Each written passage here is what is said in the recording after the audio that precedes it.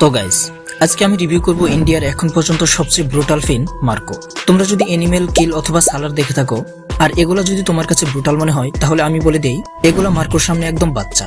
এক কথায় এখন পর্যন্ত এই লেভেলের ভায়োলেন্স মুভি ইন্ডিয়াতে বানানো হয়নি। তাই প্রথমে আমি অ্যালার্ট করে দিচ্ছি, দুর্বল চিত্তের মানুষ বা যারা অতিরিক্ত ভায়োলেন্স পছন্দ করেন না, তারা এই মুভি থেকে বিরত থাকুন। মার্কো একটি Malayalam action thriller revenge movie, যেখানে এক্সট্রিম ভায়োলেন্সের মাধ্যমে প্রতিশোধের গল্প দেখানো হয়েছে। মার্কো একজন অ্যাডপ্টেড সন্তান, যার পরিবারে একটি গোল্ড ব্যবসায় জড়িত। সেই গোল্ড সিন্ডিকেটের মাফিয়ারা নির্মমভাবে মার্কোর ভাইকে হত্যা করে।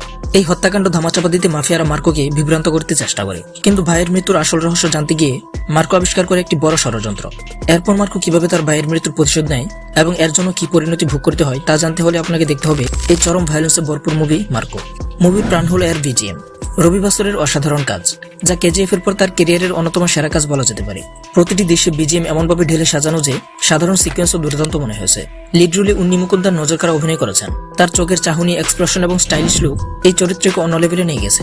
বিশেষ করে ভায়োলেন্স সিকোয়েন্সগুলোতে তার উপস্থিতি ছিল একেবারে বিস্ফোরক। মুভির ব্রুটাল অ্যাকশন দৃশ্যগুলো মাইন্ড ব্লোয়িং। প্রতিটি হ্যান্ড টু হ্যান্ড কমব্যাক এমনভাবে সাজানো হয়েছে যেন হলিউডের কোনো অ্যাকশন কোরিওগ্রাফারের কাজ। বিশেষ করে মেশিন গান সিকোয়েন্সটি ভক্তদের মনে জায়গা করে নেবে। মুভির প্লট খুব সুন্দরভাবে সাজানো হয়েছে। মুভি শুরুর অংশে মার্কোর অরিজিন সেট করে গল্পের সাথে দর্শকদের গভীরভাবে সংযোগ করা হয়েছে। সিনেমাটোগ্রাফি একেবারে গ্যাংস্টার এবং ক্রাইম থ্রিলারের আবহ ফুটে তুলেছে। কবির দুহানের ভিলেন চরিত্র দর্শকদের নজর কাড়বে। তার উপস্থিতি ছিল বেশ ভয়ঙ্কর এবং ইম্প্যাক্টফুল। মুভিতে এক্সট্রিম লেভেলের ব্রুটালি দেখানো হয়েছে। শিশু, বৃদ্ধ, নারী কেউই এই ভায়োলেন্স থেকে রেহাই পায়নি। যারা অতিরিক্ত ভায়োলেন্স দেখতে পারেন না, তাদের জন্য এই মুভি উপযুক্ত নয়। বিজিএম যতই দুর্দান্ত হোক, মুভিতে মনে রাখার মতো কোনো গান নেই।